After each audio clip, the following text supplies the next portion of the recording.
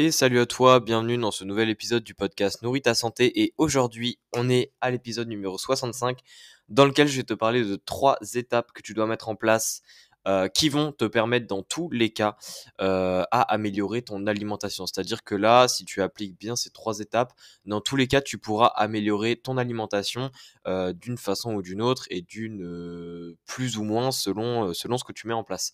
Donc, j'ai décidé de faire cet épisode parce que je trouve que c'est intéressant de redonner quelques étapes, on va dire, qui peuvent paraître basiques quand je vais les dire, mais qui sont importantes de mettre en place. Et aussi, c'est important de comprendre l'ordre de ces étapes, c'est-à-dire il faut pas aller dans le sens contraire, etc. Sinon, les résultats ne vont pas être les mêmes. Donc voilà.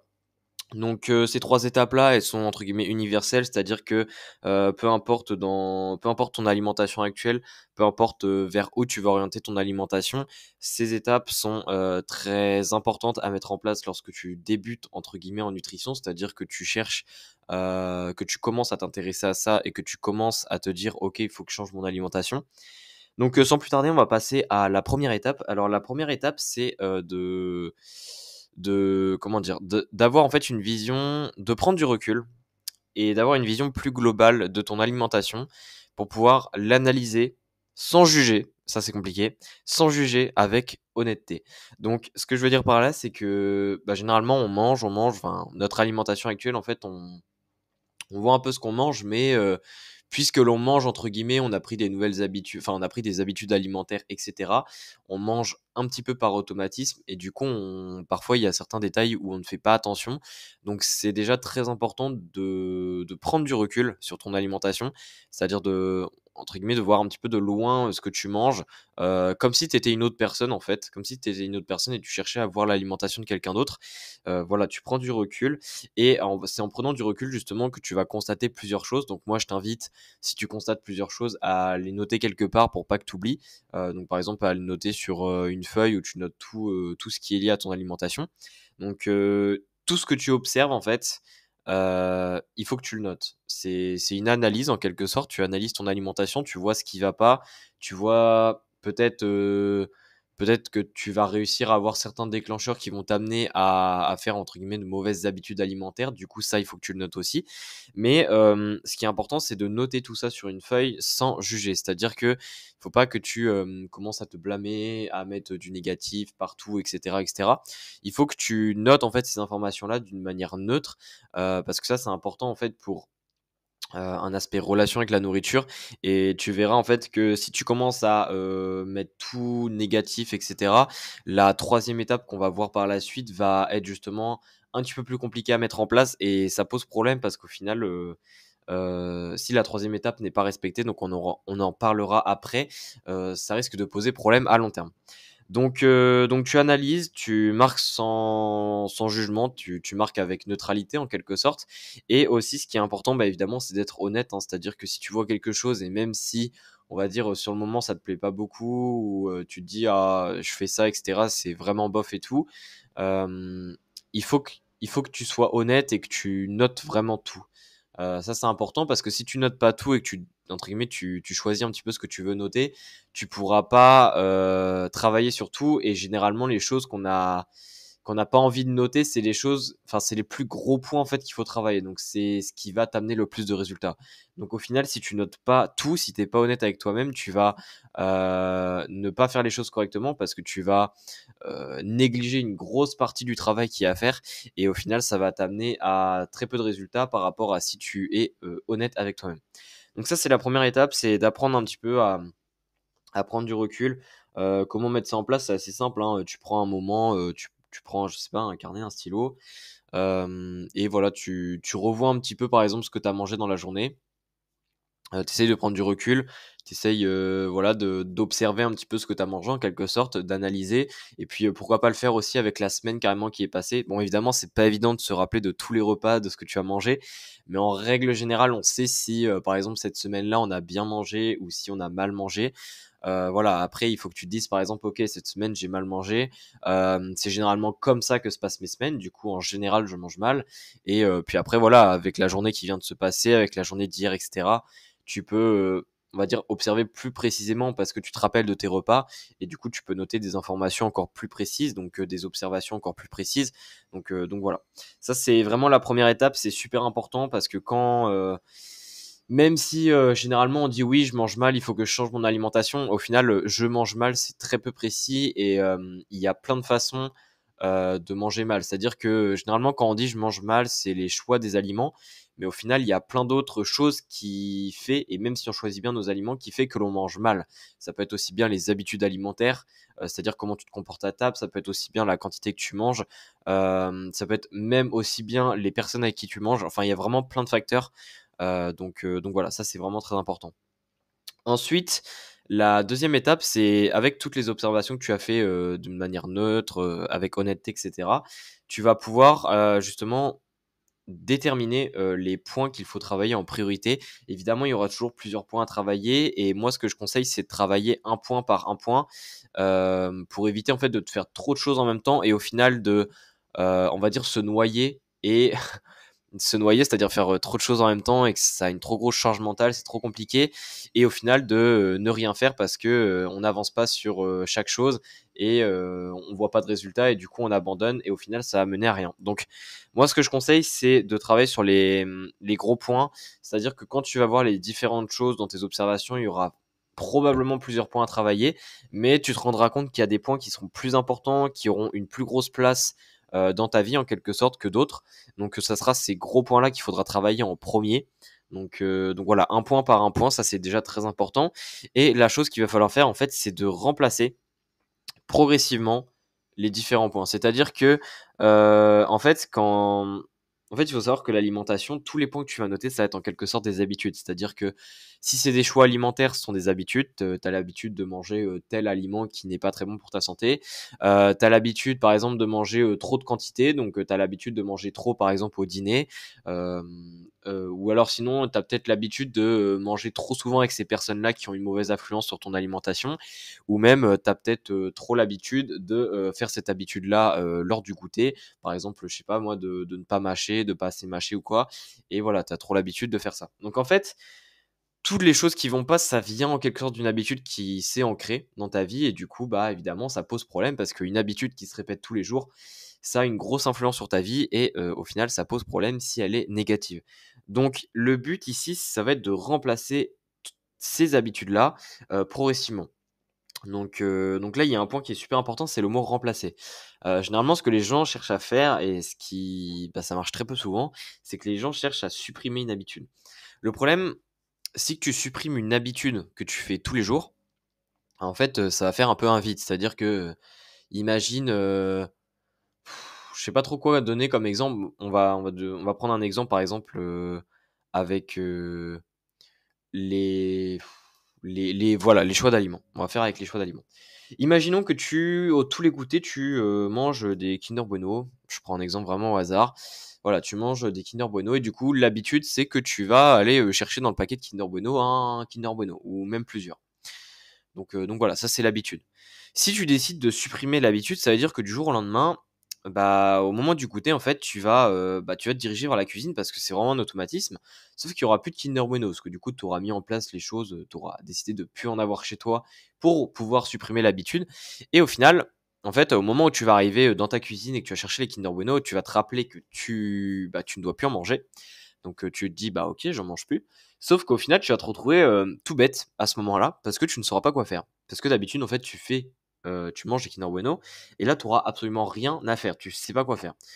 Le problème, c'est que quand, en fait, ton cerveau, il déteste se retrouver dans une situation comme ça. C'est-à-dire qu'il déteste se retrouver dans une situation où il ne sait pas quoi faire. L'ennui, hein, c'est un petit peu l'ennui, hein, en quelque sorte. Ton cerveau déteste s'ennuyer. Donc, si tu t'ennuies tous les jours, tous les jours, tous les jours, après avoir supprimé l'habitude, et voilà, tu t'ennuies tout le temps au même endroit, etc., tu vas pas du tout aimer ça, ton cerveau va pas du tout aimer ça. Et au final, il y a deux possibilités qui se passent à 95%, je ne sais pas. C'est soit, première solution, tu vas racheter des Kinder Bueno et tu vas reprendre l'habitude d'avant, parce que voilà, tu supportais plus en quelque sorte. Ou alors, tu vas mettre en place une autre habitude, mais une mauvaise habitude qui est souvent encore pire que celle qu'il y avait avant.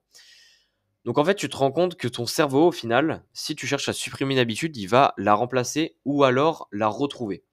En fait, ce qu'il faut comprendre ici, c'est que tu peux pas avoir du vide. C'est-à-dire que supprimer une habitude, ça marche pas.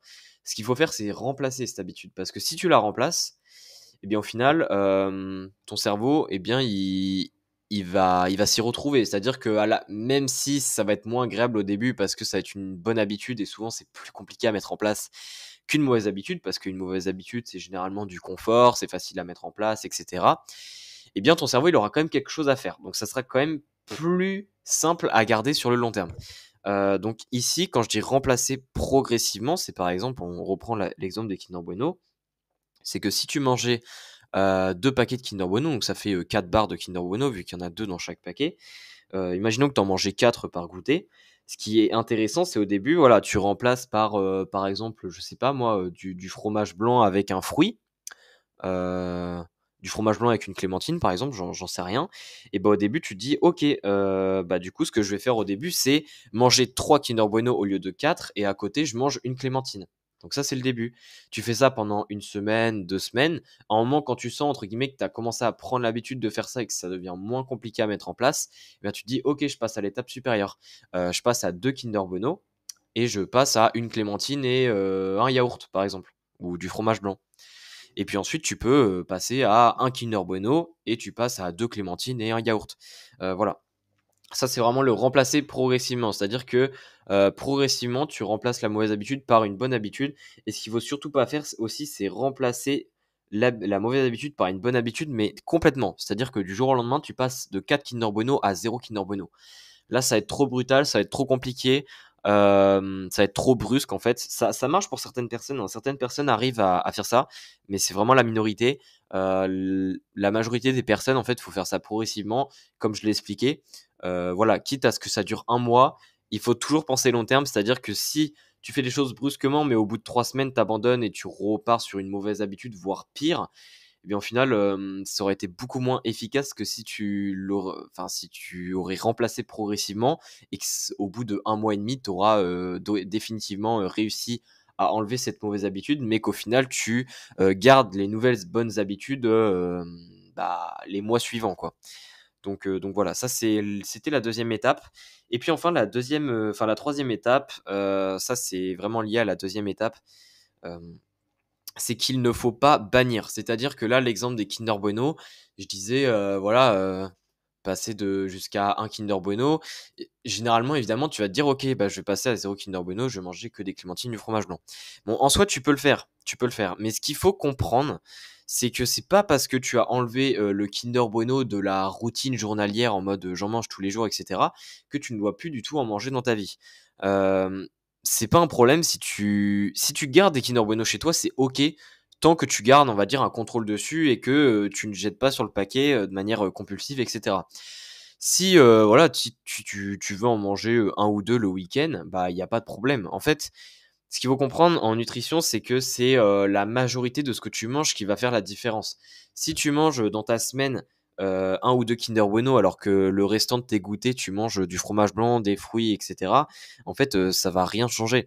Donc, ce qu'il faut comprendre, c'est qu'il faut pas bannir de nourriture parce que ça va mener à une mauvaise, relation alimentaire déjà. Et puis après, ça te mène à des comportements excessifs, extrémistes. Et ça mène toujours à des choses pas très cool sur le long terme. C'est-à-dire qu'à long terme, tu risques peut-être on va dire de craquer en quelque sorte et du coup, tu perds toutes tes bonnes habitudes ou peut-être que tu vas développer des troubles du comportement alimentaire. Bref, il y a plein d'issues possibles qui sont négatives.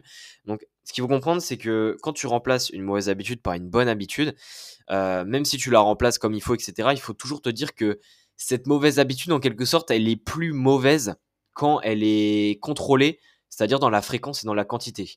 Une mauvaise habitude, en fait, c'est vraiment quand tu manges, par exemple, un aliment qui est entre guillemets industriel, mauvais pour ta santé, quand tu le manges en très grosse quantité et très fréquemment. Par contre, si tu manges ce même aliment, je sais pas, 1 ou 2 fois par semaine, ou alors que tu le manges tous les jours, mais en des quantités relativement petites, il va pas poser problème en fait. Comme on dit, c'est la dose qui fait le poison, tu vois. Et la dose, c'est la quantité. Mais ce qui est important aussi, c'est que évidemment, pour que ça soit du poison, il faut en prendre régulièrement. Plus t'en prends fréquemment et plus ça va poser problème. Mais encore une fois, si la fréquence est contrôlée et que la quantité est contrôlée, hein, il faut savoir que les deux sont liés.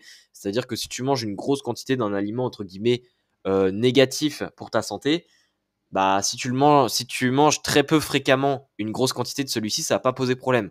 Si tu manges très fréquemment une petite quantité de celui-ci, ça va pas poser problème. Par contre, si tu manges très fréquemment une grosse quantité de celui-ci, là, ça pose problème. Donc ça, c'est vraiment quelque chose de très important à comprendre. Et il n'y a pas que les Kinder Bueno, hein, ça vaut pour tous les aliments.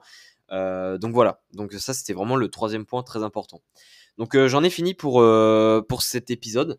Donc pour récapituler les 3 étapes. Première étape, tu prends du recul sur ton alimentation, tu l'analyses, tu l'observes sans jugement, avec honnêteté, et tu décides ensuite, donc ça c'est la deuxième étape, tu décides ensuite des différents points à travailler. Donc c'est-à-dire un point à travailler par un point, c'est-à-dire que tu décides lequel est le plus important maintenant, et ce point-là, tu vas le travailler et tu vas décider de remplacer la mauvaise habitude, du coup, qui consiste en ce mauvais point, par une bonne habitude, et tu fais ça progressivement. Et ensuite, une fois que tu fais les choses progressivement, etc., il faut que tu gardes dans ta tête qu'il ne faut pas bannir les aliments, il ne faut pas tomber dans l'extrême, et c'est ça justement qui va te permettre de perdurer, enfin de durer à long terme pour pouvoir avoir une bonne alimentation et donc des résultats. Donc voilà, j'espère que cet épisode t'aura plu. Si tu as des questions, n'hésite pas à me les poser sur Instagram et à me suivre sur Instagram, c'est toujours pas le cas. Sinon, n'hésite pas à mettre une note sur le podcast, ça me fait extrêmement plaisir d'avoir vos retours. Et puis sinon, n'hésite pas à aller, si tu veux vraiment aller plus loin, n'hésite pas à cliquer sur le lien dans la description du podcast pour pouvoir accéder à la base de données BDO, qui est un gros outil, enfin même un paquet d'outils que je propose pour pouvoir améliorer ton alimentation de beaucoup, et également améliorer tes performances sportives grâce à ton alimentation. Donc si ça t'intéresse, je sais plus parler, c'est le premier lien dans la description de l'épisode. Et puis sinon, on se dit à la prochaine. Allez, ciao, ciao.